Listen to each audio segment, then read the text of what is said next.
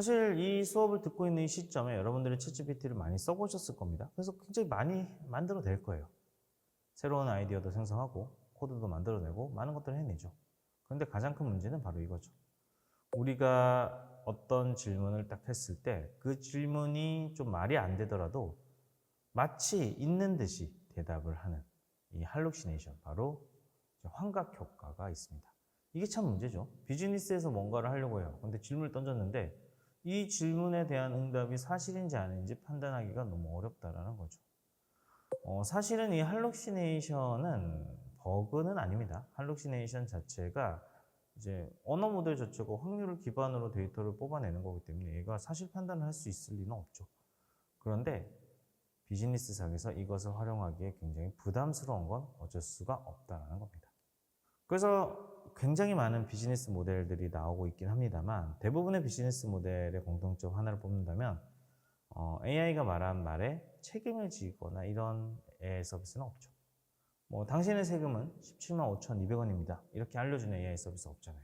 GPT 기술이 근간이 되어 있는 모델이 계속 발전을 한다면 99.9%까지는 오류가 없을 수는 있겠으나 어쨌든 확률 기반으로 응답을 하기 때문에 이 문제들은 계속 생길 수밖에 없습니다. 하지만 2018년도부터 코딩 첨삭 기능 관련돼서는 벌써부터 비즈니스 모델이 빠르게 만들어졌죠. 탭9이라는 업체가 시작을 했었고 캐나다의 한 대학생이 만들었었는데 그 이후에도 2021년도 즈음에서 또 코파일럿 같은 것도 나오고 비주얼 스튜디오 코드 안에 쓸 수 있는 자동 기능도 많았죠. 그러니까 개발자분들은 이미 코드를 만들어내거나 질문을 통해서 결과를 뽑아내는 그런 신뢰성 있는 대답을 많이 받아왔다는 거죠. 최근에는 많은 이러닝 회사들 또한 이제 코딩 공부하다가 옆에 AI 어시스턴트가 붙어 있어서 질의응답을 바로바로 할 수 있는 서비스도 나오고 있는데요. 실제로 코딩을 굉장히 잘합니다. 코딩을 하는 걸 한번 우리가 해볼 건데, 자, 실습을 조금 한번 해볼게요. 같이 질문을 한번 해보겠습니다. 혹시나 수업 속도가 빠르거나 하시게 되면은 수업 들으시면서 영상을 잠깐 멈췄다가 텍스트 따라오시고 하시면 돼요. 챗GPT 무료 버전 들어와서 제가 이렇게 한번 적어볼게요. 업비트에서 비트코인 데이터를 오늘부터 200일 전까지 모두 가져와서 엑셀로 저장하는 코드 제작해줘. 자, 이렇게 질문을 했어요. 자, 가끔 제가 질문할 때 오타가 나올 수 있거든요. 근데 작은 오타들은 그렇게 중요하지 않아요. 여러분들도 혹시나 치다가 이걸 완벽하게 쳐야 되는데 이러실 필요는 없습니다. 이렇게 질문을 했을 때 나오는 코드들이 있겠죠? 그러면 이렇게 만들어진 코드들이 있으면 이 코드를 복사합니다. 실습을 할 땐 온라인 특성상 제가 조금 빠르게 말을 할 겁니다. 이유는 여러분들 개인별로 또 속도 차이가 있을 거예요. 그래서 온라인의 장점은 여러분들이 필요로 한다면 영상을 잠깐 멈출 수 있죠. 그래서 실습할 땐 제가 조금 빨리 하더라도 영상 잠깐 멈추고 따라오시면 됩니다. 자, 이렇게 질문을 했을 때 코드가 나오죠. 코드가 나옵니다. 그러면 여기서 만들어진 코드가 짧은 코드가 있고 긴 코드가 있는데 긴 코드를 복사한 다음에 collab.research.google이라는 것에 들어옵니다. 마찬가지로 타이핑 속도가 조금 빠르지 않으신 분들은 영상을 멈춰서 들어오시면 됩니다.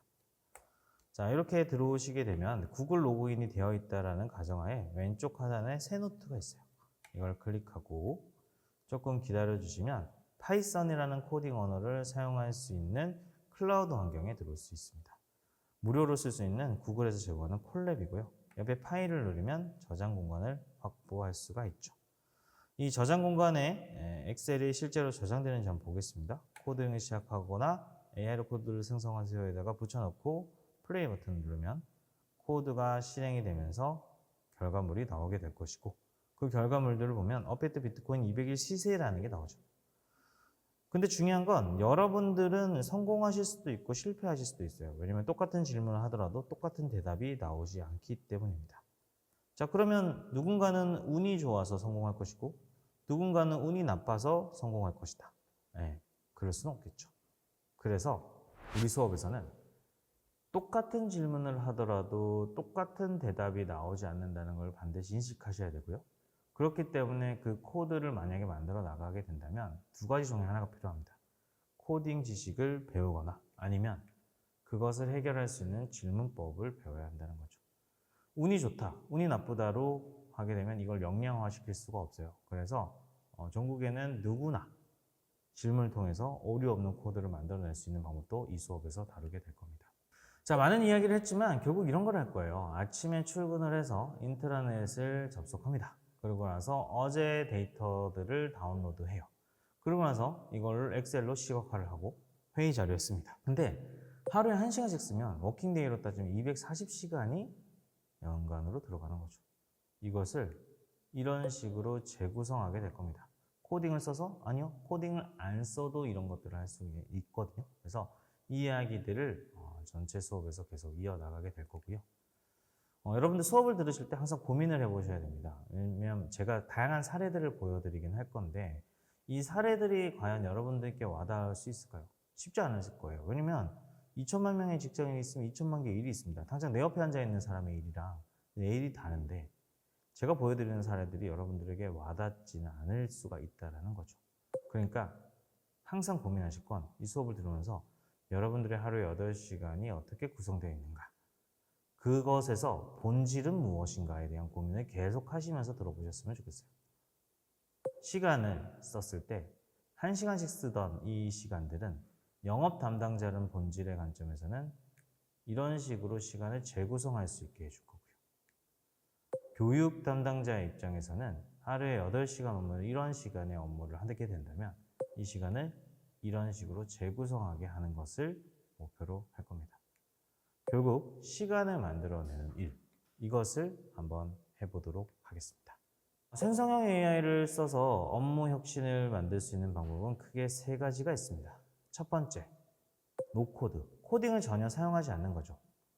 노코드라는 관점은 사실 우리가 일반적으로 인터넷 서비스에 들어가거나 무엇인가를 활용하거나 하는 것처럼 그냥 클릭만으로 해결할 수 있는 아주 편리한 방법입니다.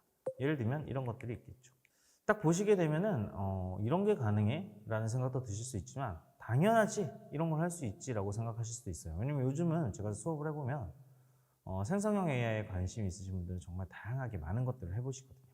어쨌든 이 영역은 인간의 사고 과정을 확대하는 데 도움을 주게 될 거예요. 논문을 읽는다? 배보다 배꼽이 더 컸던 시절이 있었죠. 지금은 5분이면 논문 요약 가능합니다. 회의록 2시간짜리 회의록을 만든다? 예전에는 어려운 일이었지만 요즘 5분이면 끝나죠. 바로 생성형의 서비스들 혹은 질문법을 통해서 이 문제를 해결할 것이고요. 다음, 바이브 코딩이라고 불리는 것. 질문을 통해서 코드를 만들어내는 겁니다. 코딩을 배우지 않고 말이죠.